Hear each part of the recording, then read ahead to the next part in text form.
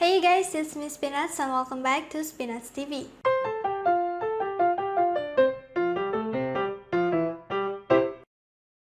Di video kali ini aku akan membahas salah satu buku yang sudah ada di wishlist aku lumayan lama dan lumayan tertarik aku sama buku ini, yaitu adalah Cursed Bunny by Bora Chang. Ini tuh yang versi bahasa Indonesia dari penerbit Haru. Aku kebetulan dikirimin sama penerbit Haru buku ini. Thank you. Aku tertarik karena banyak banget YouTuber luar yang bilang kalau buku ini tuh bagus gitu loh.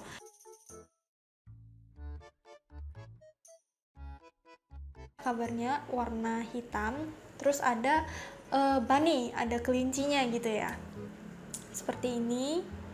Dan untuk pembatas bukunya juga sama seperti covernya, kayak gini. Bagus ya, kayak klasik-klasik gitu.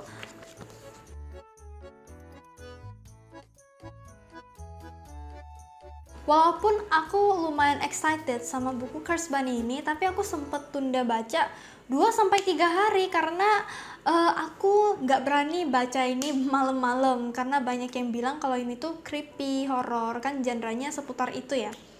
Makanya aku baru baca di suatu siang atau suatu sore hari gitu.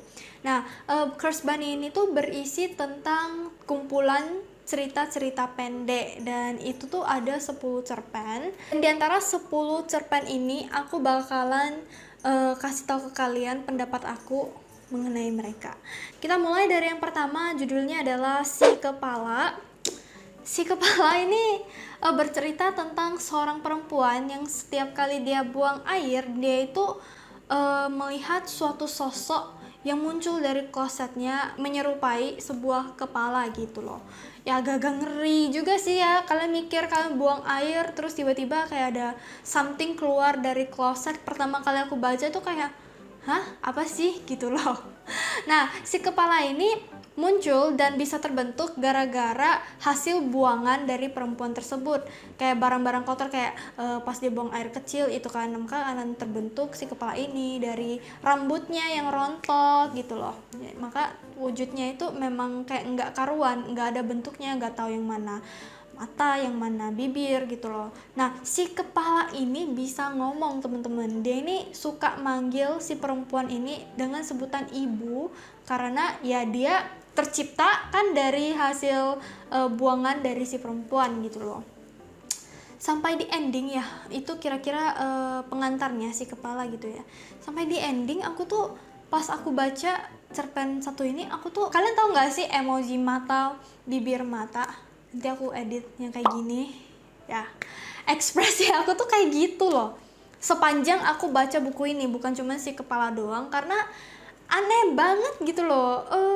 Oke lah, aneh. Si kepala sendiri aku kurang suka sama ceritanya karena absurd banget. Terus aku juga nggak paham maksud dari cerita ini itu apa gitu loh. Aku sempat mikir keras, apa sih tujuan dari cerpen si kepala ini? Ya memang absurd, agak-agak jijik ya, bukan ngeri ya, jijik gitu pas baca. Aku kasih bintang 2,5 deh untuk si kepala yang bagian pertama. Kita lanjut yang kedua, ini ada judulnya Menstruasi. Nah, ini aku pas baca judulnya Menstruasi gitu ya, aku tuh agak takut.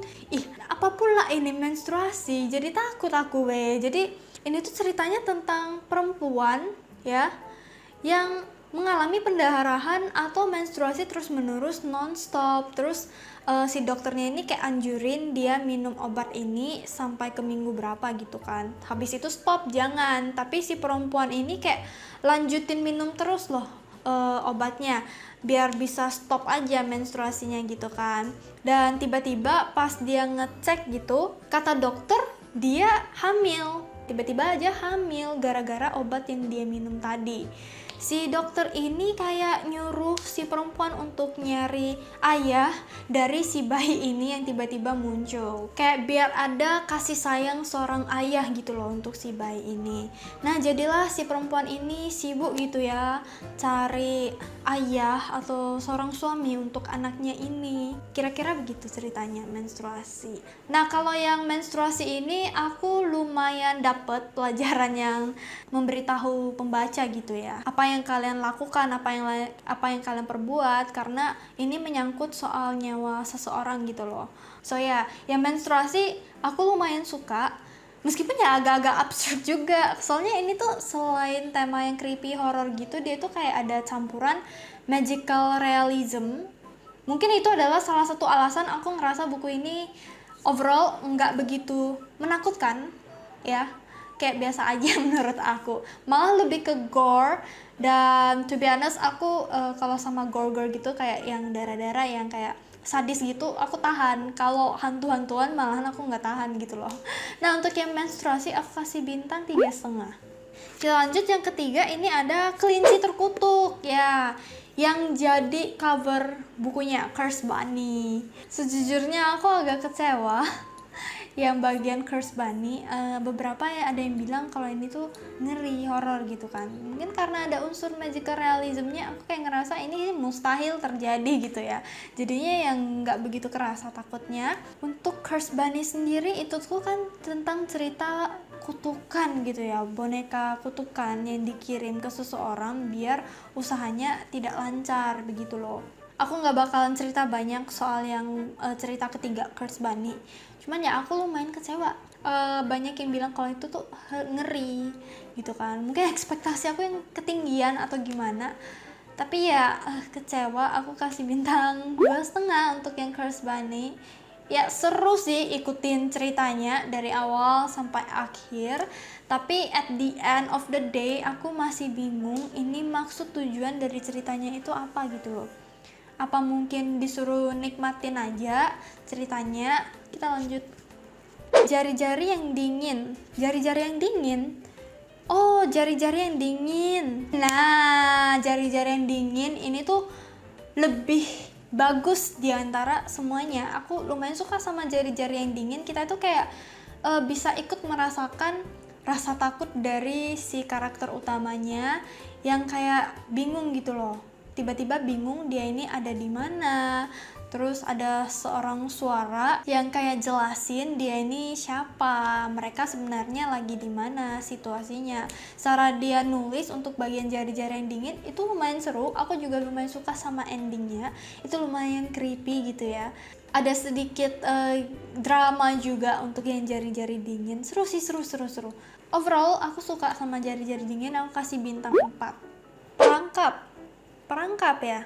Perangkap itu bercerita tentang seorang pemuda yang menemukan seekor rubah gitu ya, yang terperangkap. Terus dia minta tolong gitu kan biar bisa dilepasin sama si perangkapnya itu. Tapi pas si pemuda ini mau lepasin gitu ya, dia kayak ngelihat, ih kok ada emas gitu loh yang keluar dari lukanya rubah. Jadi istilahnya si rubah ini kalau terluka jadi emas. Nah, mulailah greedy gitu loh si pemuda ini. Tamak dia, idenya muncul, tamak gitu kan.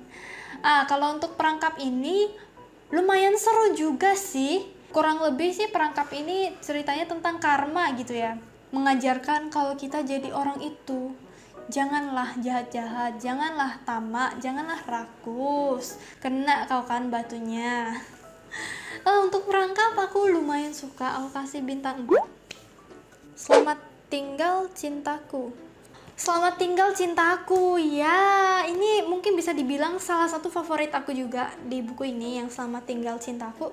Ini tuh lebih ke futuristik gitu ya, lebih ke masa depan. Dia tentang robot-robotan gitu. Jadi di masa depan nanti akan ada kayak robot yang bisa ngebantu kita ngeberesin rumah, putar musik, masak untuk kita gitu-gitulah, yang Selamat Tinggal Cintaku gitu kan.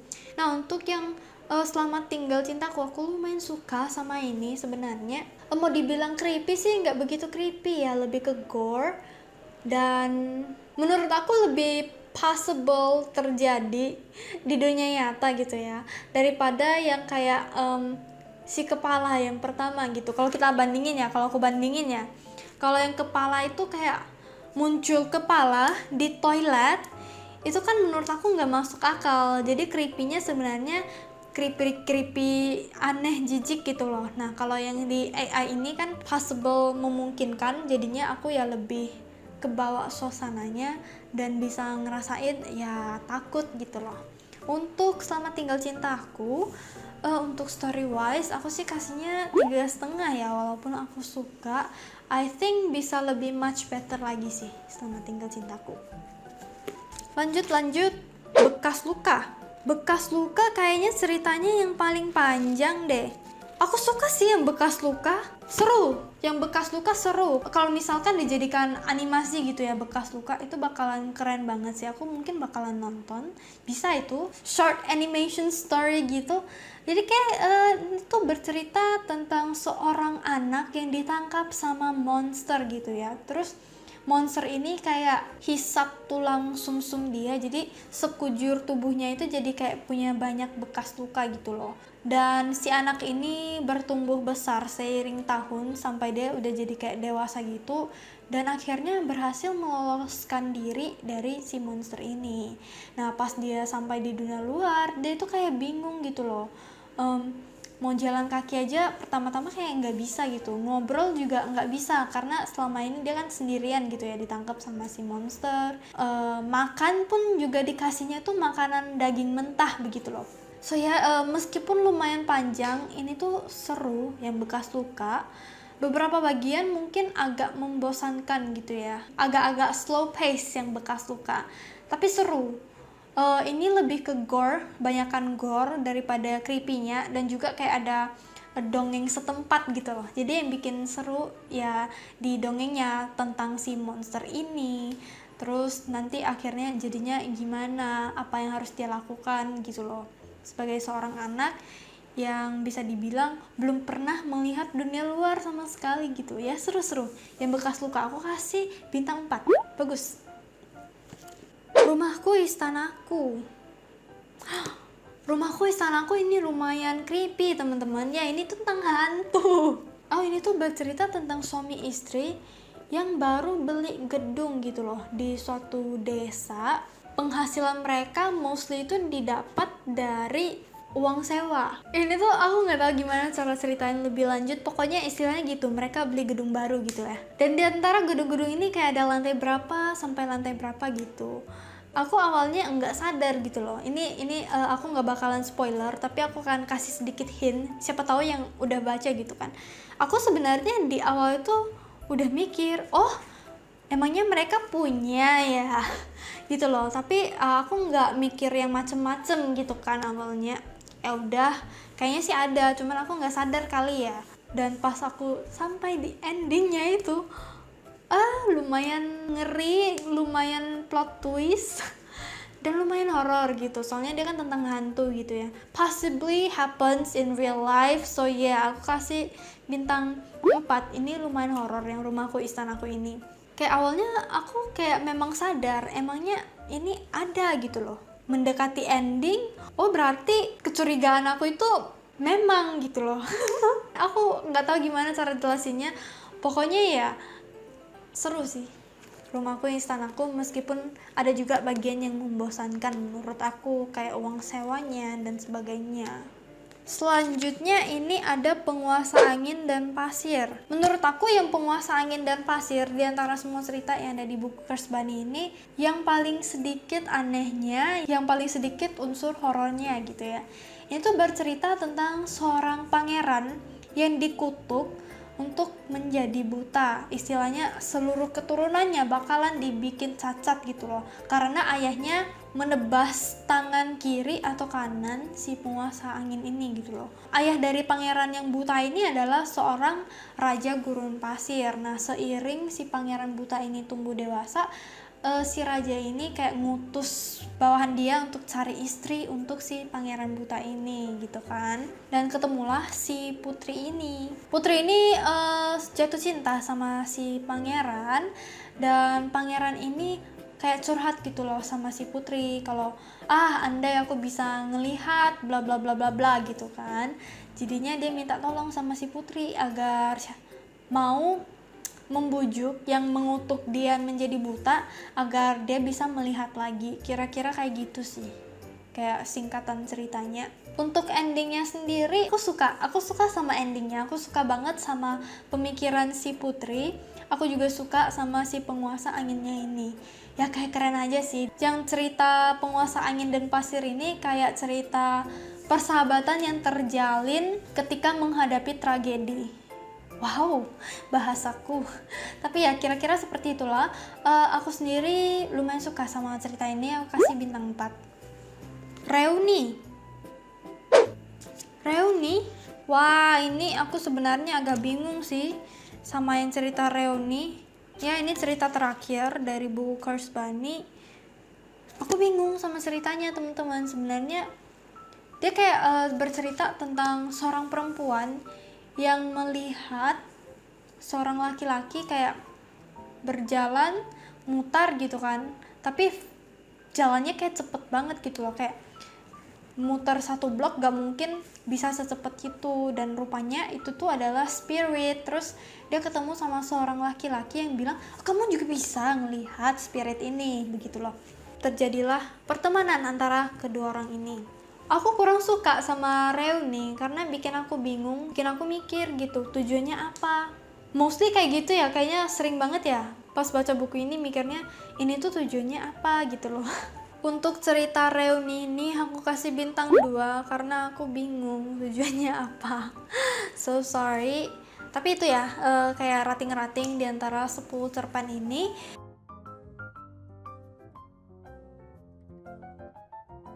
Dan untuk keseluruhan buku ini, aku kasih bintang 3 teman-teman.